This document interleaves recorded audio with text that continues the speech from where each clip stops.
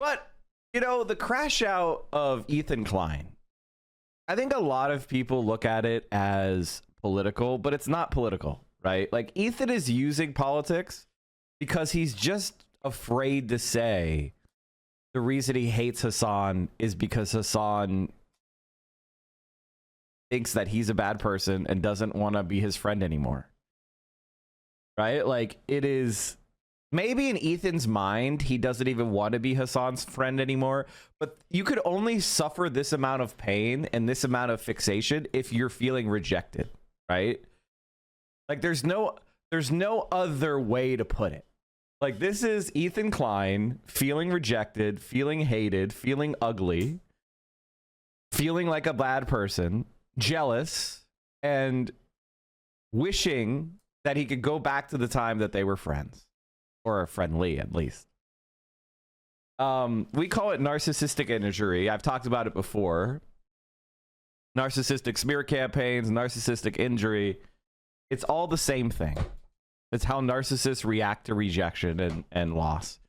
And I think the thing that has really kicked it into overdrive is because there is a ceasefire in Gaza, right?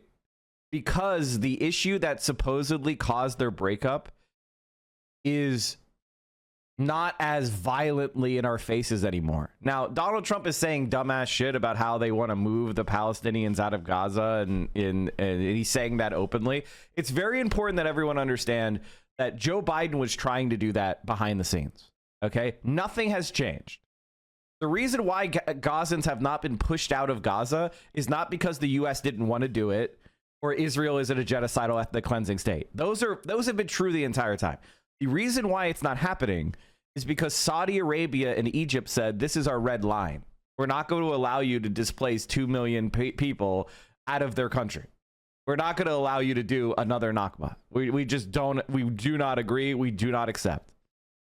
And the reason for that is manyfold. But the first reason is it may cause a revolt in those countries, right? Like, if 2 million people are desperate refugees who've been genocided, flowed into Egypt, and started to like talk to Egyptians about what had happened to them, and Egyptian life was disrupted by 2 million people who are desperately poor, needing help in their midst, it would cause an absolute social and political crisis that would destroy these countries. Like, there's just no way to do it. Like, it's an insane thing to even think can happen.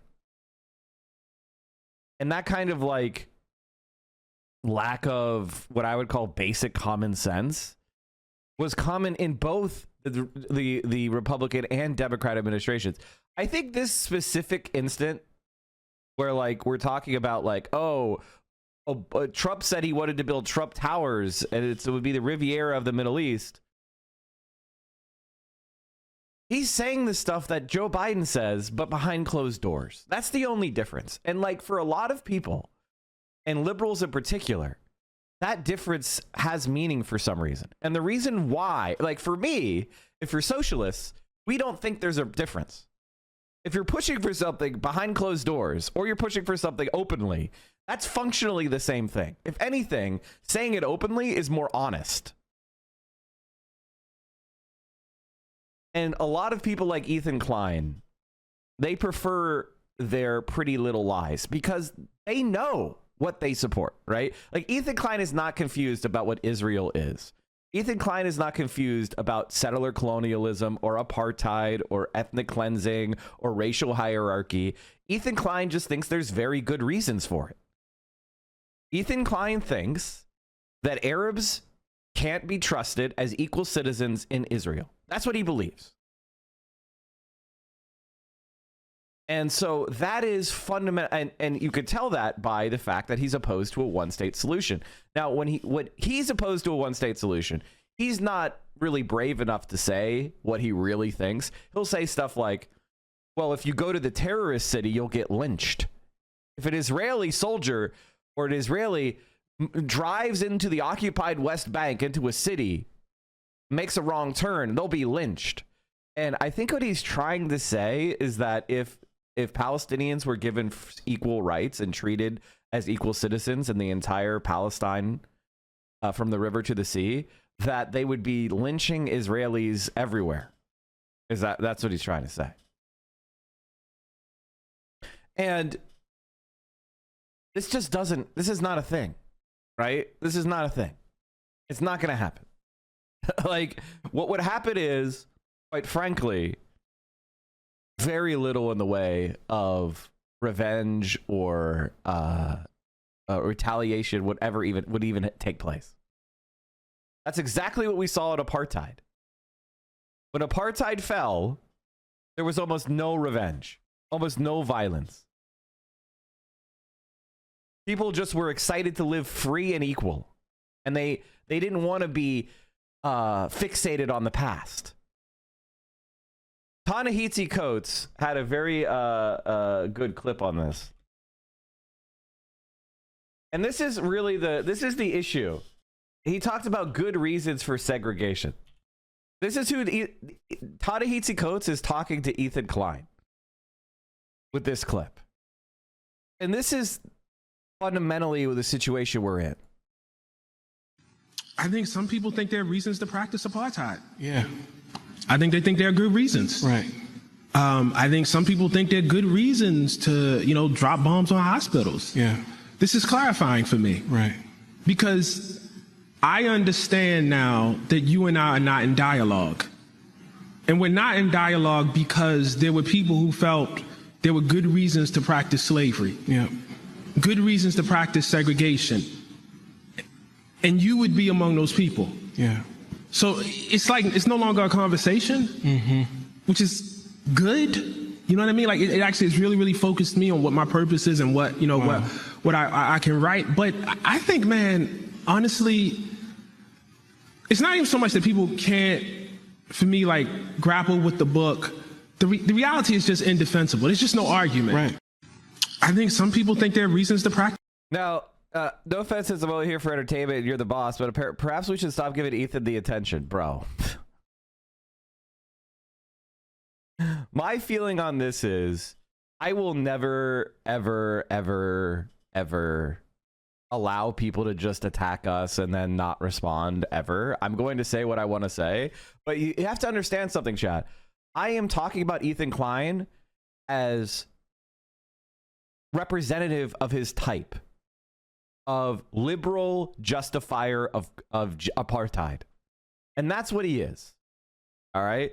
Now, Ethan Klein says he donated $6,500 to charity. Therefore, you shouldn't criticize him as being supportive of Yoav Gallant. But then he immediately supports Yoav Gallant. Have you seen Kanye's tweets? No. Mike would have no show if he didn't rant about Ethan and Destiny 6 hours a day? What?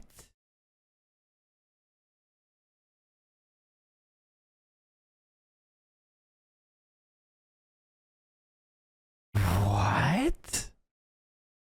We literally are talking about liberalism. What?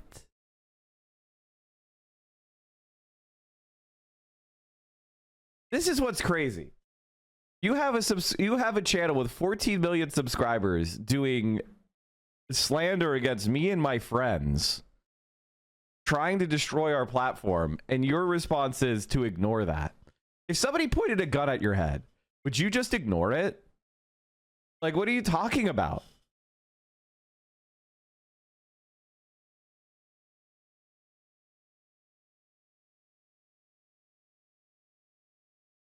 And we're directly dealing with Ethan. We're directly dealing with Ethan. Ethan thinks there's good reasons that Israel doesn't give Palestinian, that there isn't one state. Ethan thinks there's good reasons. Ethan's reasons are the Israelis don't want to live in a state with Arabs where they're equal in rights and equal in population. They don't want to live in a state. He thinks that's a good reason. He says if a majority of Israelis don't want to give rights to Palestinians, their virtues need to be respected. That's exactly what white people in the South thought when slavery was existing. They said the majority of white people don't want to give black people rights, so black people don't get rights. That's exactly what they said. Exactly. Word for word. It's not even an analogy. It's in a direct copy of the same arguments. White racists in South Africa, where they were upholding apartheid, said the same thing. The majority of white people in South Africa don't want black people to have rights, the same rights. They don't want black people to have the right to mix with white people. And that means it's democratically endorsed. You know who didn't get a vote? Black people.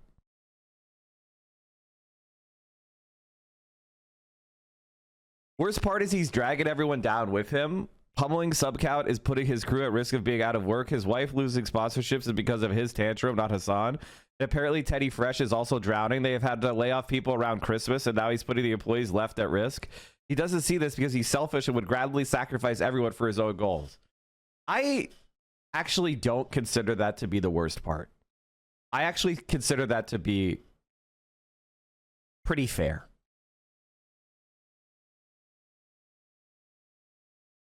It's like, I'll give you an analogy. It's like saying the cloth traders in the North who sell cotton are being dragged down by the Confederacy. Good.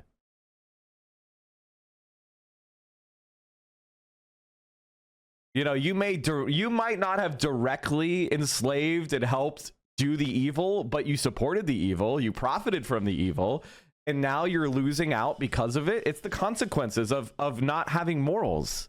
It's a consequence of only caring about your bag. When you tell the world the only thing you care about is money, you know what people who don't care about money are going to do? Try to take your money away. That's the reality. And it's like the advertising strategy. Ethan Klein wants to attack Twitch's advertisers, that I just simply don't run ads on my channel. Now what? To Ethan Klein, he wouldn't create a single piece of content if he wasn't getting paid. So for him, the idea that I would just go, okay, I'll be user supported then. I'd rather not have the US military and Chevron running ads on my channel. And next, the H3 crew always speak up when it's easy. They don't say a thing when it matters. Well, I mean, there's an old saying, which is, you can't convince a man to see what he's paid not to see. Or you can't make a man believe something that he's paid not to believe. It's like, do you think you could go to an oil company lawyer or lobbyist and prove that that company is evil? No, they don't give a shit. Their job is to make up arguments for why they're not evil. And this is ultimately, this is the essence of what makes my show better. Ethan Klein will fixate on me as a person. I have not talked about Ethan as a person literally much at all, other than what he says and what he believes. I haven't gone back and dug up the fucking N-word compilation. I haven't showed him in blackface. You know, I don't need to do that. I don't need to do that. I don't need to see him, you know, lovey-dovey with various alt-right people. Like, I don't actually need to do that. I could just talk about what he believes and what he thinks. And that brings us to this open letter that was sent to me tonight or last night, and it's called An Open Letter to Liberalism. And I think this is actually a really there's no way you'd skirt ads if you only had 1K subs and a few hundred viewers.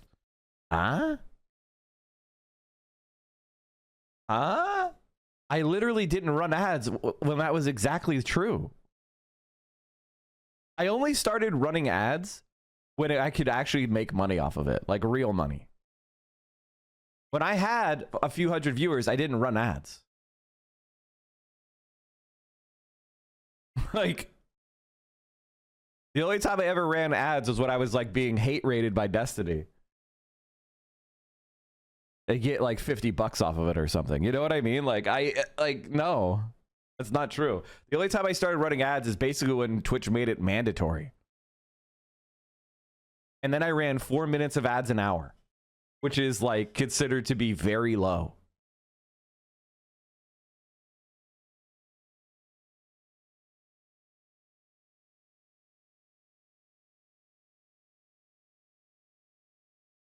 I would rather, like yesterday we had 500 subs. You know, in a typical day, you know, we get at least 100, probably closer to 200, you know, and then there's some days where we get like, you know, a few times a month, we get a crazy amount. I'm very happy with that. I'm happy with the fact that we have like 4,000 individual people who pay for their own sub, and that we have like probably 150 people that routinely give more than one sub to the community. We have a very, very deep base of very generous supporters, mostly people paying for their own shit. That's like the majority of the money in my community is a person paying for their own thing. That's crazy. So anyway, this is why this open letter to liberalism is really, I think this is like an open letter to Ethan Klein.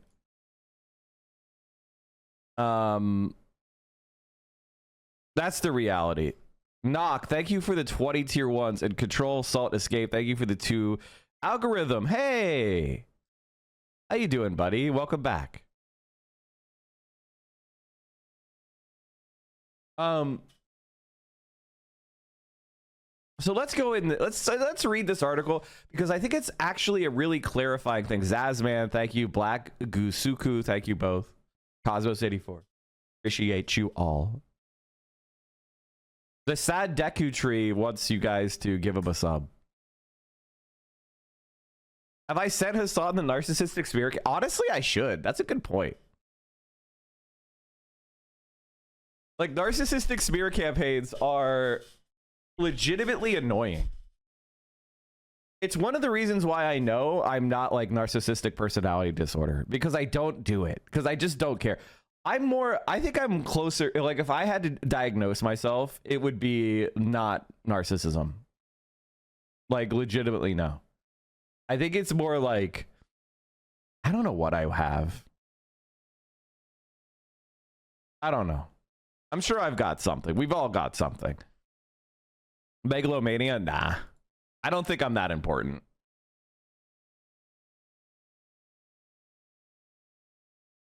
I don't think I'm that important, fundamentally. I think I'm right about shit. I think I'm more... I think my takes are better than, like, what the Democratic Party's takes are. You're autistic and from the East Coast, so you're kind of an asshole. Very true, honestly. I think I'm, like... I think... Like when we talk about autism online, we use it in a broader sense than it would actually be used medically. Like, I don't think that like Hassan or I would ever be diagnosed as autistic, except in the most loosey-goosey California therapist. You know what I mean? Like, we might have autistic traits, but I don't think we're like autistic in the sense that people use it. You know what I mean? And I do think that the spectrum makes a lot of sense. It's like, imagine autism spectrum as a spectrum of visible light. I think Hassan and I are like infrared. Or like, you know, UV. We're outside of the like technical spectrum of being autistic, but like, we're pretty close. You know, we're pretty close.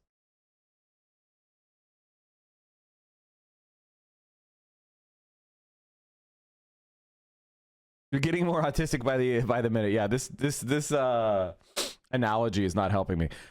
White South Africans fled from South Africa after Nelson Mandela got elected because they thought black people were so inherently violent that they would do violence to the streets to random whites. It was purely projection. So I hear it when Ethan talks about Palestinians too. Like they're inclined to violence, so there needs to be apartheid. I mean, a lot of white South Africans didn't flee. They only diagnose it if it affects your boss's ability to exploit your labor. That's something that I've been attacked for by Brianna Wu, actually. I was talking about the way therapy under capitalism works, which is a very interesting thing, which is like a lot of therapists approach therapy like trying to get a permanent money supply from their, you know what I mean? It's not goals based, right? Like, oh, you should just have therapy. Like you have a dentist or something. You know what I mean? Like, it's like, okay, it's just somebody you're paying a subscription fee to. It's like, no, I think therapy should be goals based. I think it should be about building your skills. I don't think it should just be a person that, you know, a professional friend that you're forced to pay money to. Like, no, it should be based around specific structures and goals and skills and coping mechanisms and things like that. Did you hit the political check mark to not have to run any ads? I hit the political check mark so that I don't get in trouble for not hitting the political check mark. But I also decided not to run ads, period, because ads are the thing that hurt your new viewer retention the most. So, you know, yeah, am I losing out on like $4,000 or $5,000 minimum a month? Yeah. But ultimately, if it doubles the size of my stream, I'm going to make more money in the long run. And which has pretty much happened. Like, if we look at like this is one of the funniest things. Ever since the attack on Twitch advertisers happened, hey Frost Prime, how you doing, by the way?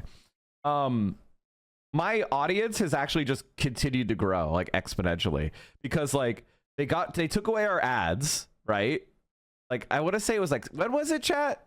October or September? I'd have to go back and look. It was somewhere around there. And I was just like, all right, cool, I'm not going to run ads. And then it was like, well, you can put this tag on. And I was like, nah, I'm just going to keep them off. You know, November was like my best month. And then until, you know, just like, okay, I'm just going to keep them off.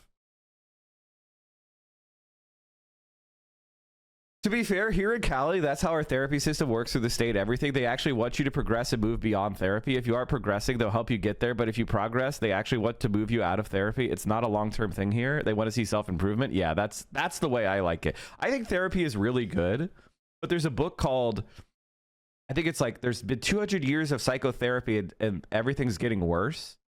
And I'm not blaming therapy for everything getting worse. I'm just saying that therapy, as it is structured now under capitalism, the goal is to make you a productive member of society, right? Like, you'll never get committed if you're showing up to work and performing your duties and keeping your boss happy, right?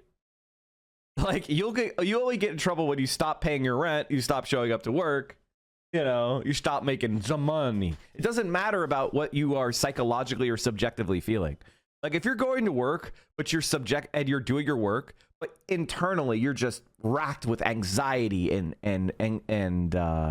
angst and psychological torment, they'll just be like, you're fine. You're high functioning.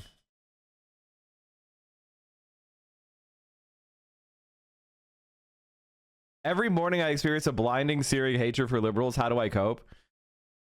Oh my Lord in heaven. Ajax just gifted 100 sub. Ajax has gifted 100 fucking subscribers.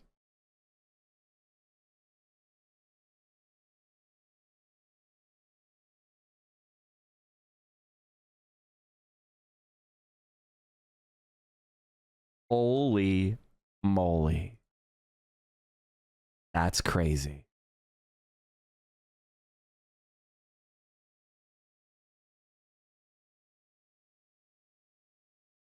So anyway, let's read this open letter to liberals like Ethan Klein.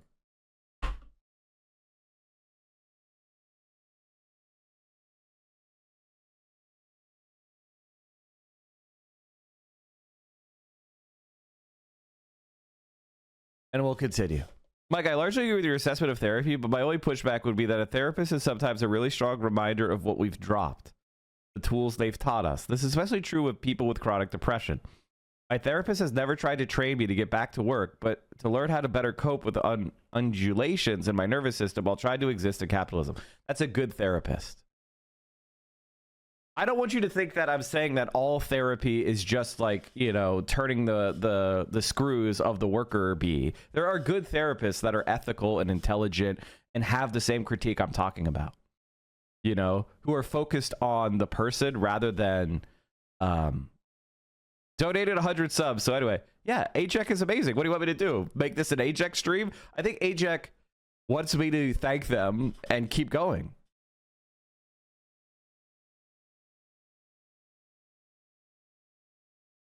retire. Like, you could just keep posting that all day. Just keep raising my metrics.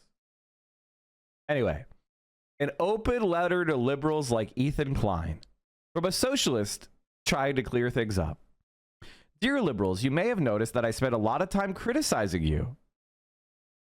Any chance that you and Hassan will do a stream together? We stream together pretty frequently. I try to go on Hassan's stream for something that has a purpose. I was on his stream twice during the elections. We'll probably go on in a few months. I just have to, I feel like when you go on other people's streams, you should just try to occupy space. You should try to provide value.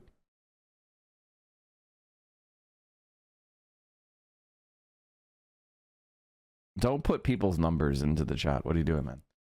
This is because I am socialist, and although I'm sure you have all kinds of preconceptions about what that means. I assure you, socialists have always criticized liberals, and we have good reasons for doing it.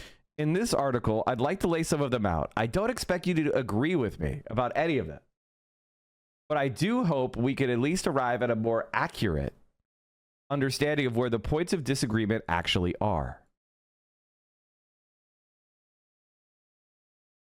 Because we don't have free healthcare, your insurance provider will recommend the most basic and available person to you when mental health is very specialized. You need someone who's familiar with whatever you are really going through, and you can demand that those people are found for you. Use your power. Oh, so true.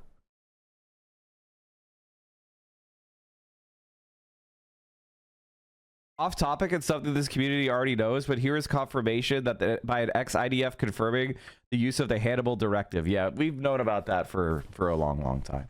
Carl, what is a liberal? The most important thing to understand about socialist criticism of liberals is that we are not using the word in the way that you probably do. In the contemporary United States, liberalism is usually used to mean something like the ideology of the Democratic Party. But historically, and in most of the world to this very day, liberal means something quite different. Put simply, liberalism is capitalism's spin on the Enlightenment. It takes all kinds of values and beliefs that have been extremely widespread since the 17th century, freedom, rationalism, egalitarianism, and it interprets them in ways that defend and are compatible with capitalism's system of private property. To see what I mean by this, consider healthcare. In the Marxist tradition, freedom comes from having all of your basic needs met, so you can choose what kind of life you want to live. For this reason, we consider healthcare a right that we have a collective responsibility to ensure for each other. But under liberalism, freedom is expressed in the ability to choose whether or not to have healthcare, and to choose not to help someone else get healthcare. This means that it is commodified into a product in the free market that you could choose to purchase or not, but that no one has to provide for you. This is very, very, very, very clear and very, very important to understand the difference between someone like Ethan Klein and myself. Now, Ethan Klein, I could hear him objecting to this and go like, no, I'm a social democrat. I think you should have health care. All right. Ethan Klein might say, no, I think healthcare should be a collective responsibility of society and we should provide it. Well, my first question would be, does that include Palestinians? Do you want to provide free healthcare for Palestinians? Let's assume that he says yes, which is not a safe assumption, but just for the sake of being nice, he'll say yes. All right. How do we achieve that? And this is why somebody calling themselves a social democrat, but who lacks any understanding of how social democratic politics came to be, they should be quiet. That's why Ethan Klein calling himself a social democrat is completely meaningless, because he doesn't know where social democratic policies came from. I'm going to give you a hint. Marxist social democrats. All right? Marxist socialists. They're the ones who came up with the whole social democracy he loves so much. It wasn't people like Ethan Klein, rich white people living in Beverly Hills. It was socialists. Socialists won power in elections, and one of the policies they pursued was universal social programs like health insurance or health care for all. And they provided it through government provision, collective provision. That wasn't done by some liberal going, we need to help I just think it makes sense and it's moral. No, what happened is unions got together, leftists got together, they built political parties, they attacked capitalists, they struck, they ran electoral campaigns, and they won. But because they were powerful enough to physically take the streets, they were allowed to take power and gain those concessions. That's what happened. It wasn't like some liberal, rich liberal like Ethan Klein going, I think we should give the healthcare to the people because that's nice. It was socialists that got that. So if you look at the Nordic states and you're like, I like how they have this, and this program. Who the fuck do you think got it?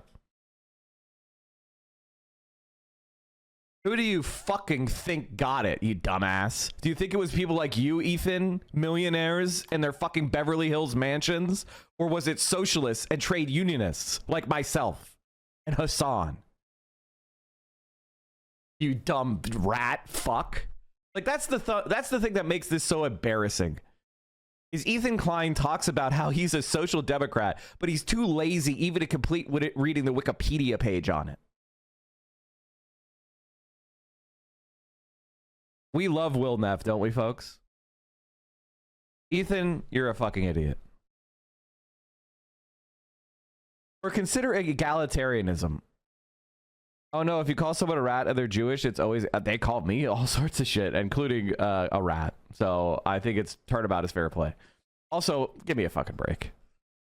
In the Marxist tradition, equality means that everyone should be free from economic exploitation. For this reason, we argue for a system where everyone is a worker who exercises control over the means of production. But under liberalism, equality does not apply to economic exploitation. Some people are free from it, the capitalists who control the means of production, while most people are not, workers who have to sell their labor to capitalists to survive.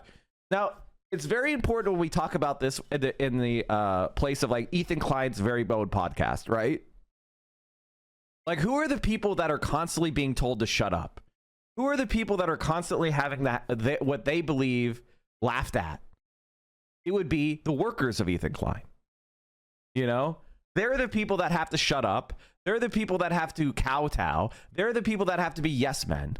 Because Ethan Klein is the capitalist in that situation. And that's why he loves it. That's why Ethan Klein calls himself a capitalist. Because he gives him interpersonal power with the people around him. Because he's rich, he gets to tell them to be quiet. When he lauds the attacks on Lebanon, he loves the fact that he has threats over other crew members' heads so he could tell them to be quiet. That's why he likes it. That's why he calls himself a social democrat, because he likes that interpersonal power where he gets to tell his yes men and yes women to be quiet or else he'll fire them. And what does he mean by that? When he says or else he'll fire them, what is the implicit threat? The implicit threat is they're going to lose their home. They're not going to be able to afford their car. They're not going to be able to afford to live. So every time one of his crew members wants to stand up to Ethan, they're balancing the risk that they won't be able to afford to go to the doctor if they get sick. And that's why so many of them have failed the test, right? That's why so many of them have failed the test. And that's what Ethan Klein loves. Ethan Klein hates the fact that he can't intimidate me, right? He hates the fact that he can't make me or Hassan shut up about Palestine, right? Ethan Klein thought, oh, I have a project with Hassan and it makes him a lot of money called Leftovers. I'll threaten to blow that money sink. I'll threaten to blow that up if he doesn't shut up about Palestine. And guess what Hassan said? He said, okay, bye. And that's what Ethan Klein is mauling over. That's why he hates socialism so much. He hates the fact that Hassan valued his right to say that what's going on in Israel is a war crime over money. And that's why he's so fixated on it. Like, a lot of people are they're laughing and going like, oh, this is Red Scare. But you have to understand, this is really Ethan Klein, a capitalist, screaming his lungs off that a worker is not listening to him. A worker is not listening to him. Why do you think he's running to the capitalist advertisers? Why do you think he's trying to go after, the CEO of Twitch? He thought he would run to the CEO of Twitch and then fellow capitalists would be like, I'll bring this worker in line. But he didn't do that. And so to Ethan and to Destiny and to liberals, the fact that a company isn't serving their capitalist class interest in the moment in an interpersonal dispute means that he has to escalate. It's a capitalist not being allowed to control the situation because of their money and crashing out over it.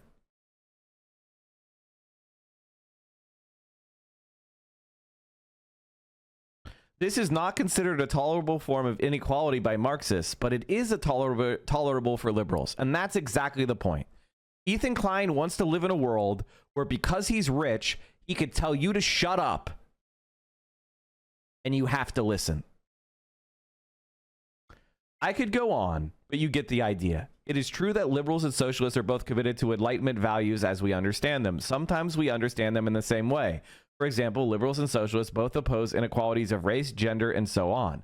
But just so often, as in the case above, we understand the legacy of the Enlightenment quite differently. By the way, this is incredibly generous by Carl, and I don't agree, but it's fine. We'll continue. I don't think liberals see race, gender, or things like that in the same way we do. I actually don't think they see them in the same way we do. But we'll leave that aside because he's being generous. And for the purpose of comedy, COMITY, if you're from Ethan Klein's channel, not comedy, the thing that Ethan Klein can't do, comedy. By this definition, one can see that liberalism is the ideology of Democrats, but it is also the ideology of libertarians, some Greens, and even some Republicans. No, it's most Republicans. It is the dominant ideology of our time. One that reigns in just about any country with a capitalist economic system, excluding some that are arguably autocratic. Socialists oppose this ideology because we oppose capitalism. Wouldn't Ethan be petit bourgeois? It doesn't matter. It doesn't matter. He is, I mean, like, first of all, just because he engages in some tasks of the show, like sitting there and coughing and turning yellower every stream, doesn't mean that he is not exploiting the labor of everyone around him. Right? They are alienated from their labor, right? They get paid a wage.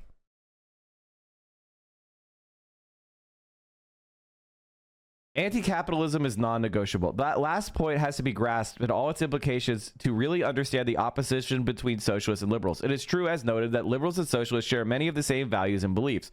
We also share values and beliefs that other ideological groups like reactionaries and fascists do not. For this reason, we may occasionally find common cause or engage in alliances of convenience. But ultimately, liberalism is our enemy because capitalism is our enemy. We view capitalism as a system of oppression that is just as destructive and unacceptable as other forms of oppression like homophobia and nationalism. In a real sense, it is even more harmful than other forms of oppression because whereas they typically only oppress minorities, capitalism oppresses the majority. Almost everyone in the world is a worker. Almost everyone in the world is having their labor exploited for profit by the ruling class. They deserve emancipation.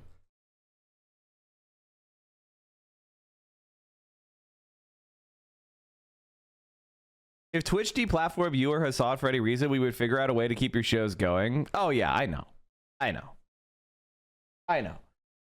But every time you're deplatformed, some people are going to fall off because they can't find you again.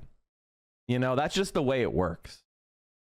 That's why people do deplatforming, because it does damage the fundamental underlying work. You know, I've spent 6 years building this channel up. You know, if I had to start a new channel, it would be damaging. This position, in my experience, seems to be the most difficult for liberals to appreciate, so let me spell it out even more explicitly. Socialists do not consider capitalism to be some secondary form of oppression that is less problematic or consequential than those forms of oppression that liberalism fight. We do not think of a fight against it as something that should be put off or delayed to deal with other problems first. Anti-capitalism is a cause that is just as urgent for us as any of the causes that liberals prioritize. Progressivism is still capitalism. And this is kind of like a very important point to make. This is Ethan Klein. All right? Ethan Klein is, I call this faux progressivism or fraudulent progressivism, which is just like, oh yeah, I say I like all the things that you like that are very popular, but I don't actually have a politics that could achieve it. Like, do you guys think we were going to get Medicare for all because a bunch of people say we should get Medicare for all online? Do you think that's how it works? You need to have an outside of the electoral system power. Because capitalists do, and they'll use it. Capitalists use the power they have outside of the system of elections to go after people. So we need to build power outside the electoral system to go after them.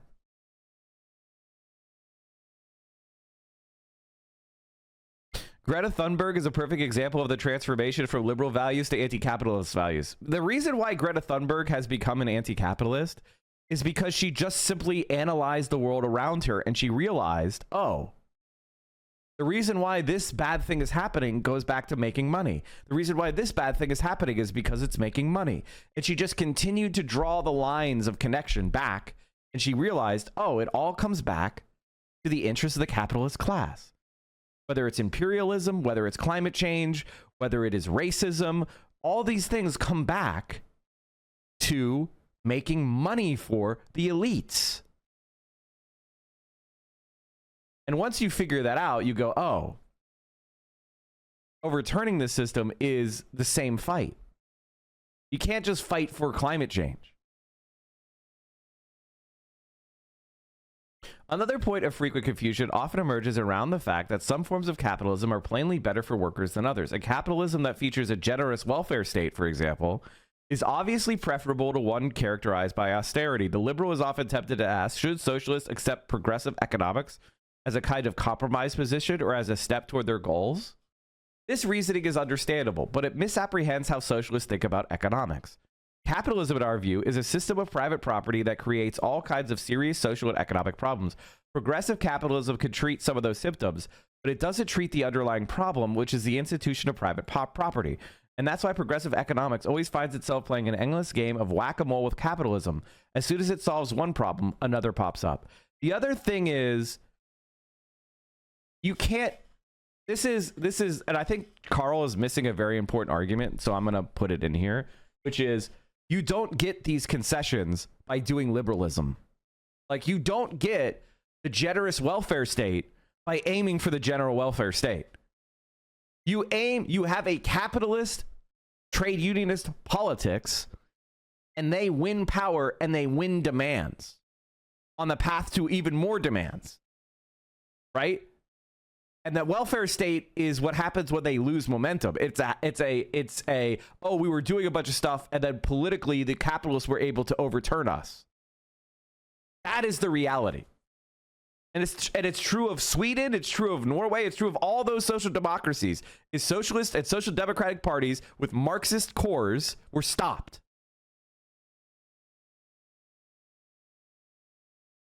That is the reality. They say. I interrupt, but did you see Hila Klein saying she's a model Jewish person and progressive for leaving Israel? And then Ethan goes on to say Hutch is I mean, he tried to say Loderbox was a great political commentator.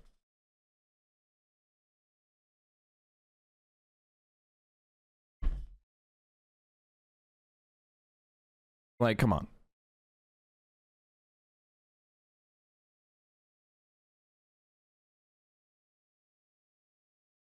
Like, what could he even say?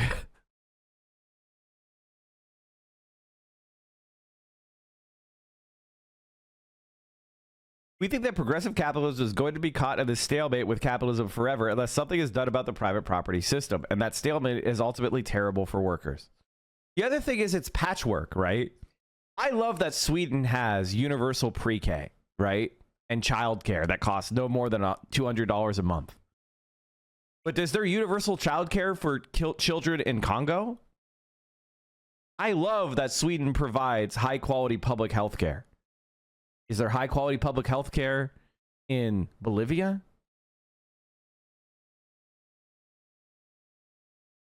Ethan found out about Loaderbox because Hassan reacted to Badapadada's video of Loaderbox defending children being shot in the head.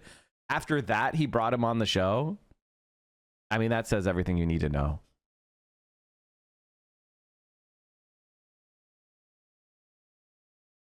It's only available in your chat.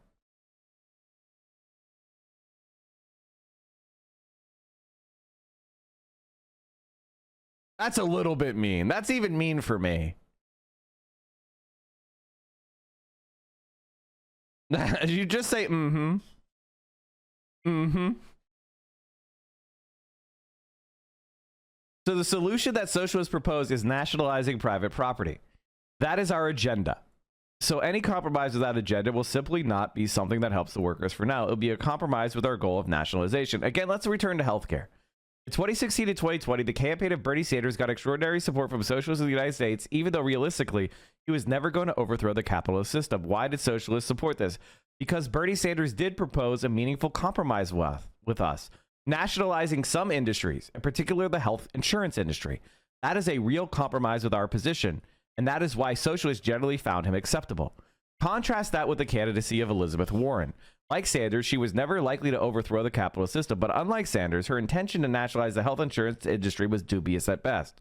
She designed her healthcare plan in such a way that this would be the last step and the one that was optional, which socialists interpreted as her leaving herself an exit ramp. So we did not consider this a meaningful compromise and did not generally support her. If Democrats understood this basic principle and were willing to work with it, they would find socialists much more cooperative than we are now. It isn't enough to propose some piece of legislation that helps workers, but leaves the capitalist system in place. If you really want to make progress toward socialism, you have to make progress toward nationalization. The limits of cooperation. And this is the kind of point that I'm at now, right? Which is the Democrat, and this is another important point to stop for a second. Look at California. California is what it looks like when the Democratic Party that we have today has total control. Is California of today well run? Does California of today have high quality available housing? Does it have strong unions? Does it have a clean environment? Does it have renewable energy as like, you know, what's the progress on each of these steps? Is there low income inequality? How is homelessness doing?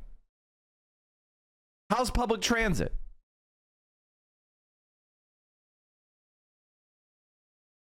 How's congestion on the streets?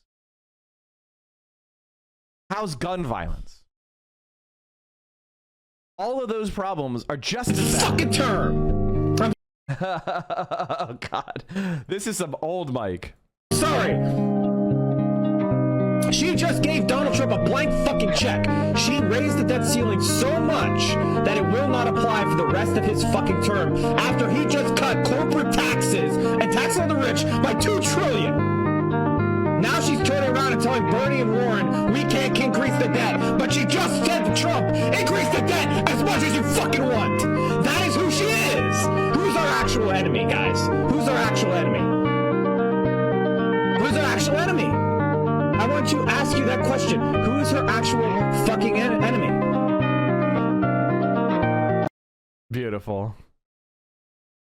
That was my original setup, chat. Which I'm sorry. Right here, you have my iPhone earbuds wired, and my laptop integrated webcam, which honestly I got a webcam like a few weeks after this, and it's the same webcam I'm using now. It's a $50 webcam. As you can see, it's not doing too hot right now. Hold on. it's struggling. The webcam is struggling right now. How are we doing, webcam? Here, let me see if we can help you. I'll restart you. Okay, I think it's okay. That helped. Are the OG chatters still here? Some of them. Without a doubt, some of them.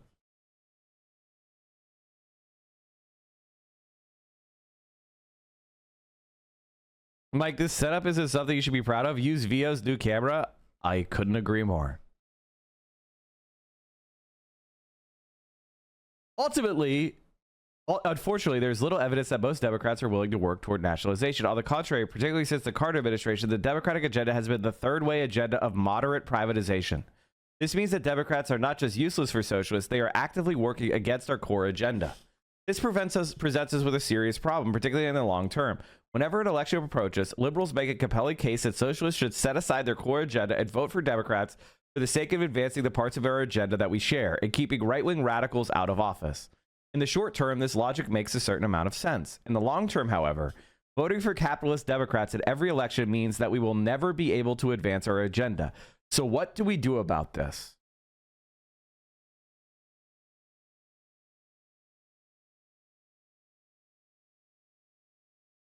One approach is to pressure Democrats to compromise with the socialists through the usual modes of citizen activism, particularly through criticism and praise if they actually comply. Criticism could also serve the cause of legitimizing third-party challengers who might be willing to advance our cause. Another approach is to try to run socialists to the Democratic ticket. This is difficult, primarily because some of our main constituencies, working class and disaffected voters, are wildly underrepresented in Democratic primaries. The Democratic Party is also staffed entirely by capitalists who have on occasion in the past leveraged their positions to stop socialist candidates. This is objectively reality. And this is what I call the Sam Cedar strategy of permanent defeat. And like, I get it. Like, I love Sam, and I'm not saying he's a bad guy, but I think that he loses the forest for the trees. And it's like, he didn't want Donald Trump to win re-election. Well, he did. And the reason why Donald Trump won re-election is because the Democratic Party is hated by working class people. It's now at like a 35% approval rating for the Democratic Party. Donald Trump is significantly more popular than the Democratic Party brand. What are we doing?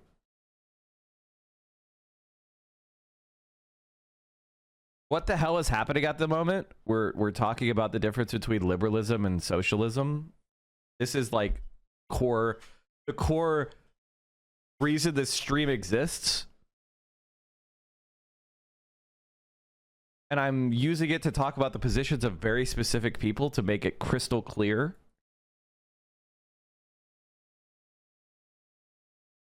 And if you, I mean, like, look at what oh my God. Oh my God.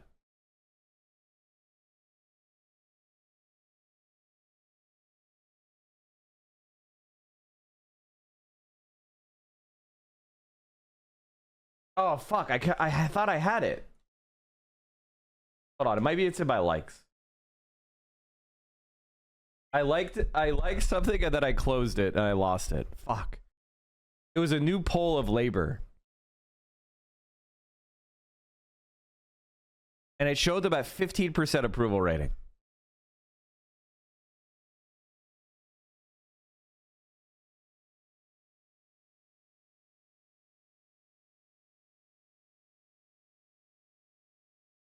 Is he rehiring the Doge racist? Who gives a fuck? I can't find it, chat. Apparently I didn't. Apparently I had it open. It's like on an old window. Who knows? Oh, thank you, God, you found it. Labor net approval plunges to -50. Approve 15%. Disapprove 65%.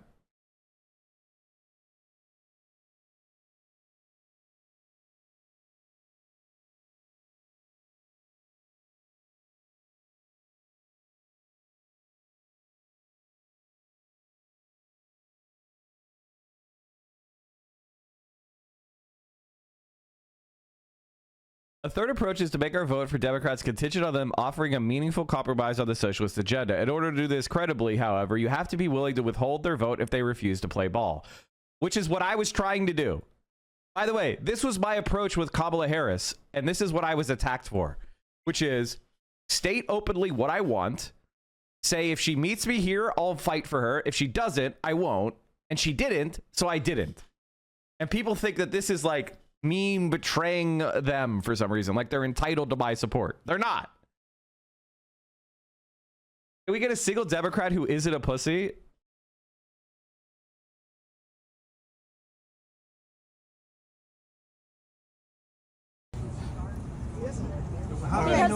not a federal employee. Not a federal employee.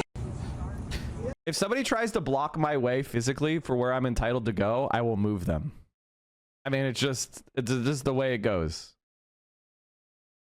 And how will I effectuate that? I will continue to walk forward. I will say, hey, I'm going in the door. And I start to push past them. If they try to push me back, then they have assaulted me. That's it. You just keep walking if somebody's trying to block you, and you keep walking. And if they try to push you back, they've assaulted you.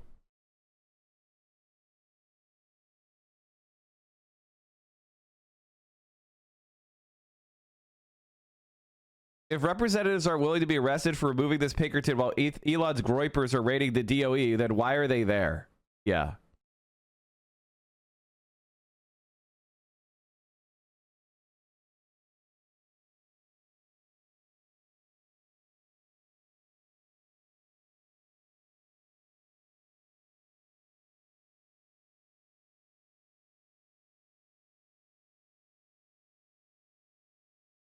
God, pathetic.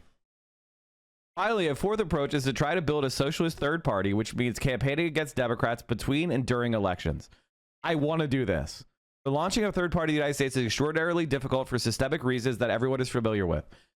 The only way this is plausible is we have to walk the same path that successful third parties have always walked. Bernie Sanders has to quit the Democrats and start his own party. And start running campaigns and start running candidates. That's it. And he's probably going to lose a lot. But that's it. Unless there are people like AOC quitting the Democratic Party, it's not going to happen.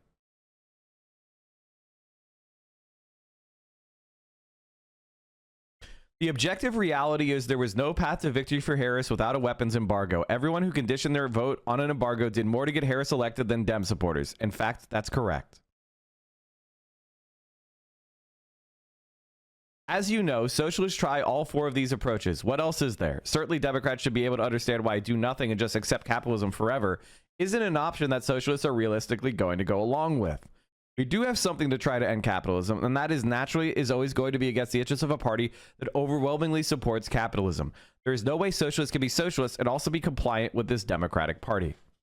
So where does that leave us? At first glance, it seems like Democrats and socialists are at an impasse. Democrats want our vote, but we want socialism, and it is rare that both objectives are even potentially compatible. Unfortunately, there is really no clever way around this conflict. We are just two opposing political factions that want different things. But I do think there are a few considerations that can make this conflict less heated.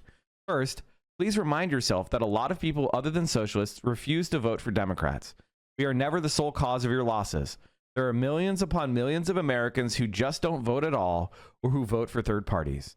And frankly, a lot of them are much more gettable than we are. So while it may be fun to scapegoat us for your defeats, maybe you should just spend more time thinking about the Democrats who stayed home to watch Netflix, because there are a lot more of them than there are of us. Second, consider there are ways that having a left-like opposition works to your advantage. For example, when Republicans call you Marxist, you could credibly say, no, those guys are Marxist. When you're trying to pass some kind of progressive economic initiative, you could say, look, our plan to expand Medicaid is pretty unambitious and moderate when you put it in perspective. We could be trying to nationalize all of healthcare like the socialists want to, but we aren't. The right understands this very well. Getting outflanked pulls the political center of gravity in your direction. That's why they spend little time criticizing the radicals to their right and all of their time punishing left. Third, I know this is hard to believe, but we really do spend a lot of time criticizing Republicans too. In the past month, 10 of my 19 articles were aimed at Republicans, and several of the others were not aimed at Democrats. I often think that there is a selection bias problem going on here, where Democrats only pay attention to socialists when we're criticizing them, and thus think that this is all we ever do. But Republicans remain the most rabid anti-socialists in our country, so I promise you, we have no love for them. Again, I do not expect this post to resolve anything, but I hope that it at least clarifies our differences. We have a real disagreement about what to do with the capitalist system of private property, and we have real disagreement on electoral strategy. Everything else emerges from there. Love and kisses, Carl. Personally, the one thing I would add to this is very few people are actually liberals. Like, we're talking about like 10% or less of people actually support the political agenda of a moderate Democrat. I mean, this is 9 out of 10 people disagree. And what's the real amazing thing is that liberals have managed to put themselves at the top of one of the major parties. And the same thing with Republicans. Like, Republican policy is very unpopular.